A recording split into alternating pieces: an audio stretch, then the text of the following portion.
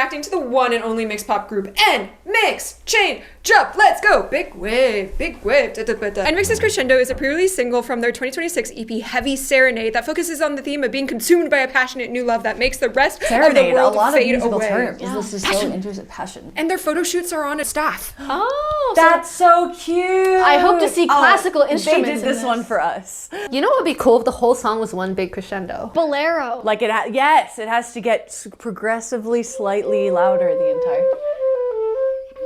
I can't do more bolero. I feel like they would be smart enough to include some kind of reference in the track, and if they don't, I'll be kind of sad. Yeah. But I've heard very good things about this, so I'm very excited. This focuses on the theme of being consumed by a passionate new love that makes the rest of the world fade away. The song uses the musical concept of increasing intensity to mirror the unfolding romance.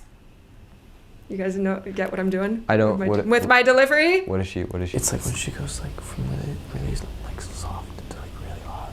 It's called a crescendo in music. You know, she's gonna do it. Oh, I wonder what they're whispering about. The song is composed by Christine Bogan, Ido Nadyar, Tu Summary, and the lyrics are co-written by Lily. Yay! 3, 2, 1. It's crescendo. So when does the crescendo happen? Ooh. Distortion. Ethereal. Oh. Interesting, like little hints of the chord progression. I like it. Yo, is that like a scream? Wait, do it again, do it again. Oh, that was cool. Yo. Oh, I love her voice. Cool vocal timbre. I like that melody. That's fun. Where are we in the measure? Oh. Yes. This is a really nice melody. Her voice has a velvet texture.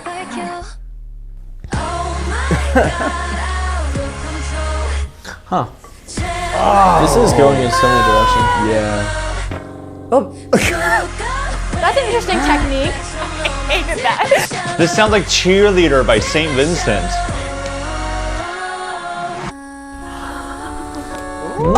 Interesting. That felt nice in my ears. Nice. I was wondering when strings would come in, and it happened.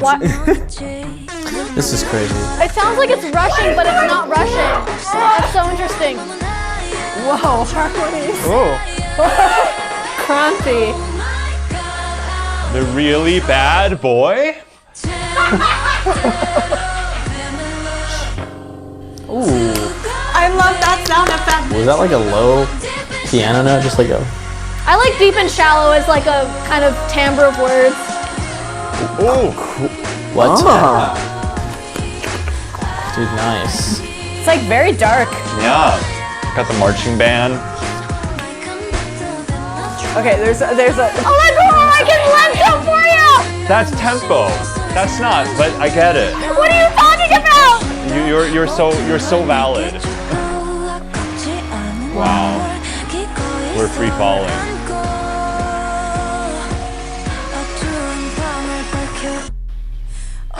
Yeah. I'm so invested in this relationship. Their vocals are so good. They sound beautiful. It's giving me the good chills. They're gradually filling in all the breaks. They are. Let's go.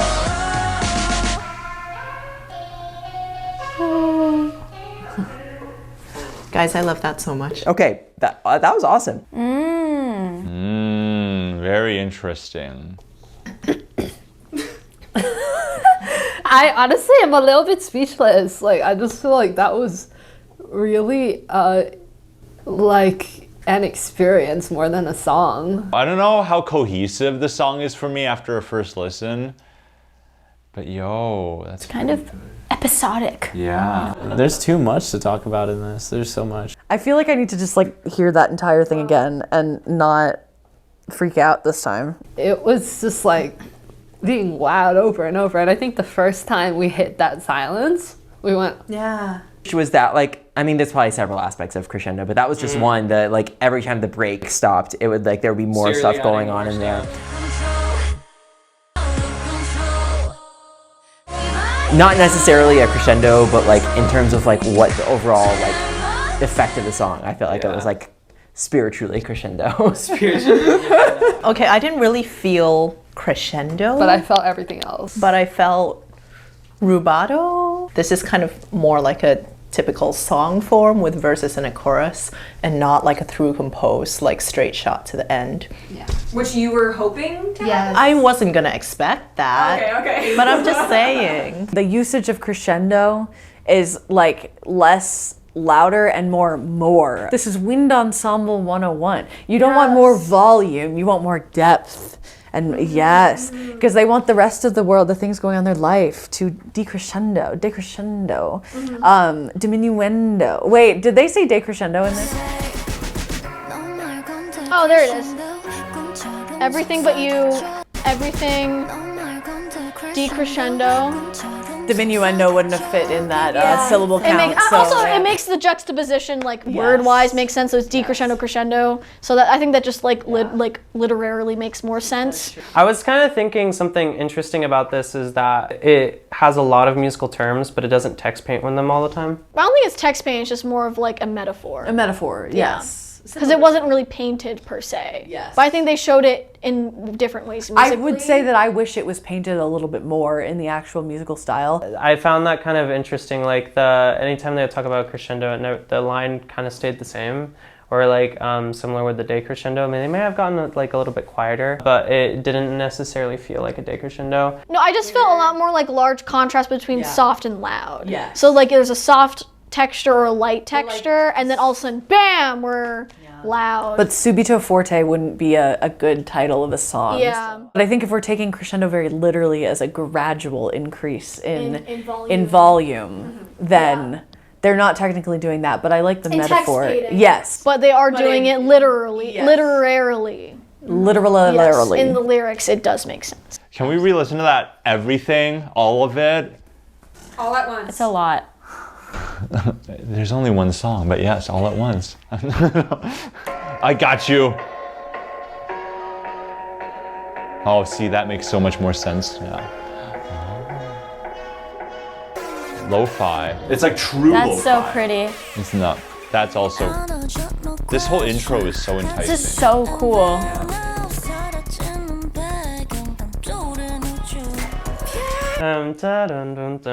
Like stuff like that. Like it's just it feels like unexpected because if the second I hear the next thing I hear is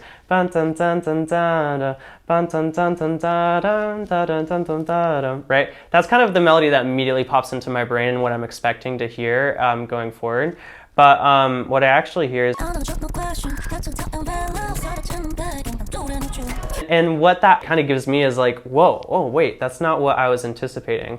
And then I'm taken aback a little bit, that deceptiveness of the melody, it was really nice. But then it's also sung in a way that's just like so soft and like nonchalant that like makes it really fun to listen to. The way that the pitch ends on, I think it was a flat cell, I think that added some kind of chillness to the melody.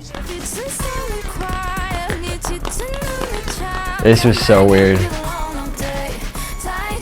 Yeah, I think it's the way the C, which is like technically like it's the leading tone, so it's like a weaker tone, lands on the downbeat and is accented by that. Because she comes in on da, da, da, da. I felt da, da, da, da. That first verse was all just second beat oriented, which is so cool. I also think it's like the groove like almost stops and restarts. Like you get like a tucka tucka, like a stuttery. Okay, like yeah, if your yeah. car is stuttering. Listen to this real quick. Like it doesn't continue into the down because she goes dum tucka tucka, and then the stuttering happens on beat one. Whoa. Like this part feels like the drums are like in the wrong part of the measure. Right? Yeah. If you keep conducting in 4 though, it is still in 4, but if you don't think about it, it feels like the downbeat is at 2. Might work better as like a 4/4 bar with a 1/4 and then a 3/4, right? Because that's just the way. Like if you listen to it, and, right, you have this building up here, and then you have the cha cha cha cha, which is like something completely out of this context. It almost acts like when you're building up, and then you leave silence for beat 1, and then the chorus comes in on beat 2, sort of like that. But because it's so out of place, you could give it like its own like chaka chaka. And then this next part, right? it feels like it's in 3, the phrase. Boom, right? The triplet kind of brings you that bum, bum, bum. So I mean, you could, and that's sort of how I thought too. I thought it was like maybe a 3/4 measure in there, and I was like, oh no, I don't think so. But yes. Wow, that's so interesting.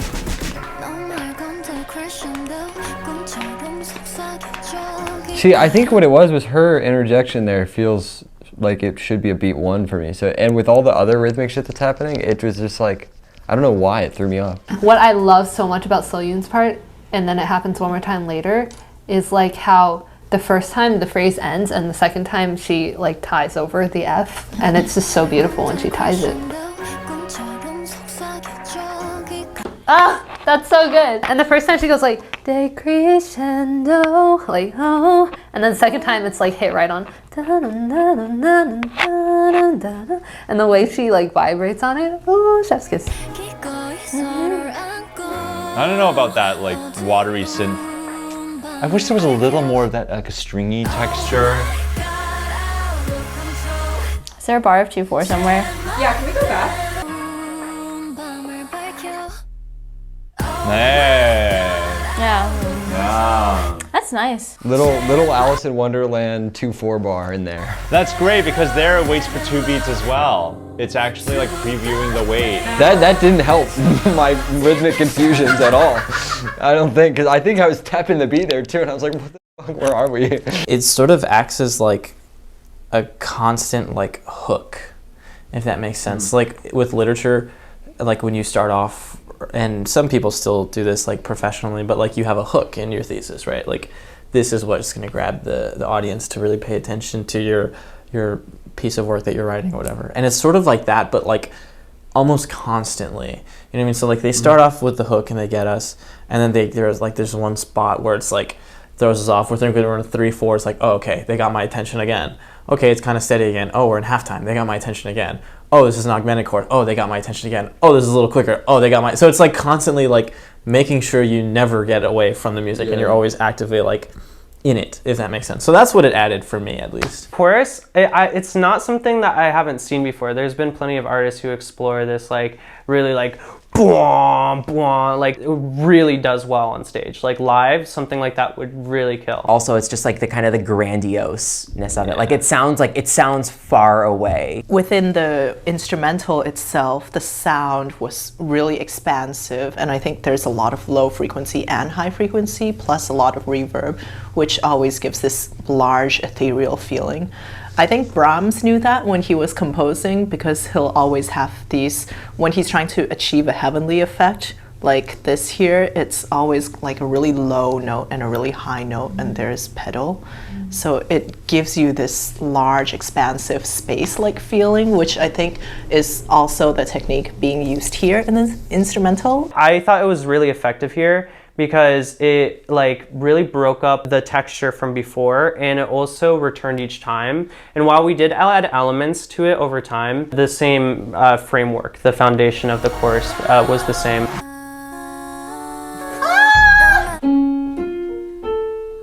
Then they kept building the chord, like they went. So it's almost like you're just going da da da da, but someone turned like that pitch bending thing on halfway through. Yeah. Because so it's like you think it's gonna go something like that, but it's oh sweet dude. It's just that's such a nice little like. It doesn't feel so out of place, but it's such a like a subversion of what you're expecting after that really open moment. We've even got like a low-key Bartok Pitts moment going on too, but like it's like the mic is up a little too high, so you get the snap, but you also get the like loud. That's so good. That's crazy. That was a crescendo. That was a crescendo. But at the same time, it was also increasing in dissonance because the thing that was being crescendo was this. Is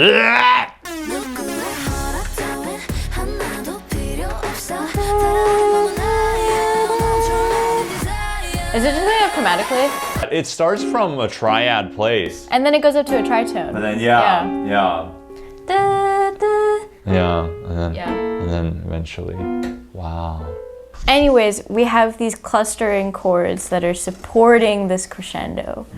So as it rises both in pitch, it's rising in intensity and like in dissonance. So it's increasing tension like that. Like that's what makes that bread. so good. So good. That's so cool. I don't think it's speeding up. You go so long without any subdivision. Yeah. You get to the chorus, and it's just halftime, just like these held out chords, and then like a beat of space. So right now you're feeling time in this sort of like really big, like washy, like cut time. Yeah. And then you go, ba-na, kum, kum, kum, kum, kum, kum, kum, kum. So then you have that sort of rhythmic. But if it is faster, it's very, very slight. Oh, you want us to check? You want us to check? I can. Have you checked already and you're trying to prove us wrong? Like.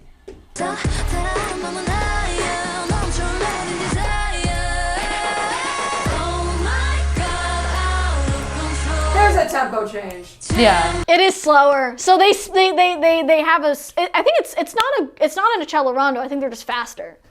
Yes. It's just faster. That is our current theory. Is that we hit the second verse and we're. But I think there is an illusion that I think it's so minute that it feels like we're making a cello rondo, and like that because we're still remembering the old tempo and we want to feel the old tempo, and so especially when there's the breaks, there's room in our brain to believe that it's the same tempo. But then when the strings come, it's like bum bum bum bum bum bum bum bum bum bum bum bum. And so it feels like we're moving forward in those moments, but then relaxing, so we're maybe getting time back, but it's actually just the tempo's just faster. I think it's like 55. Someone took away their metronome, but I have one. This is close. Yeah.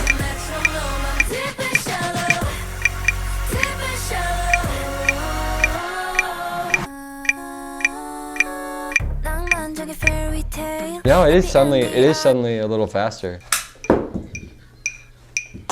118. I love when like groups will experiment with stuff like this, where it's like I feel like rhythmic. I think we said the same thing about like Blue Valentine as well, because I think it's not something that I've really heard too often done, especially like as a like developmental tool. Like there's other ways to do it in music, like in like transitions, like you just make the rhythm smaller and that creates the illusion of moving forward, but instead using like an actual like gradual faster tempo. I really enjoyed the bridge. It gets out of this really kind of spacey groove, and it kind of like the groove switches here. It grooves. Yeah. What is it?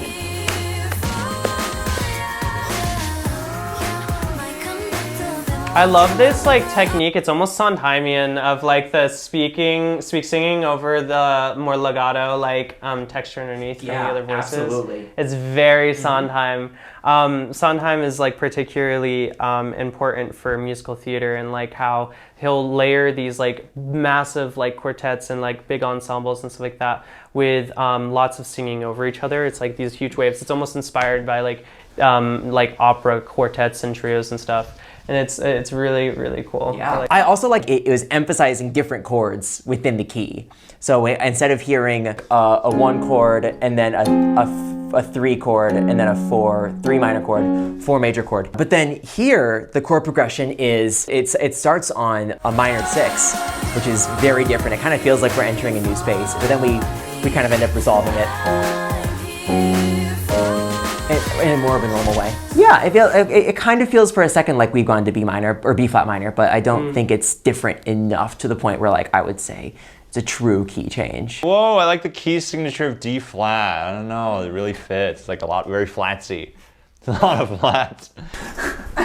Can you be more descriptive than that? There's a flat sound. I don't know. I feel bad whenever I say this because like Danica's inevitably going to bring up how she doesn't have perfect pitch, and I'd be like, oh, what am I? But Well, people say that it's like darker. Yeah. Yeah. It's darker. It's And people. it's a little fuzzier. Like D major is like, oh, this is like so clear. Oh, but then this is like. Also loved the very beginning when they kind of like hinted at this chord progression like very far deep in the background. 1, 4, 3, 5 and 4, back to 4, It's cool doing like a secondary dominant for the subdominant. Yeah, totally. And It's always a fun little vibe. and that happens in the actual. I think it's in the pre-chorus. Yeah. 4, 3, 5 of 4.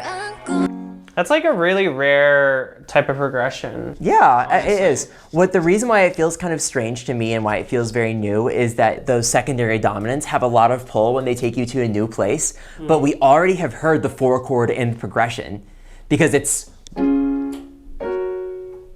right there. That's a 4 chord, and then we go 3, and then we have a 5 of 4 that takes us back to 4. So it has almost, I think, less pull, if that makes sense. It's like it kind of mutes the effect of the secondary dominant. It does. It's like really sneaky. Yeah. Totally. Yeah. Like you could miss it if you weren't like specifically listening for it. Yeah. It still creates that strong dominant motion. And there's also this like really cool softness in the voice overall. The vocals were out of this world. They are always so good.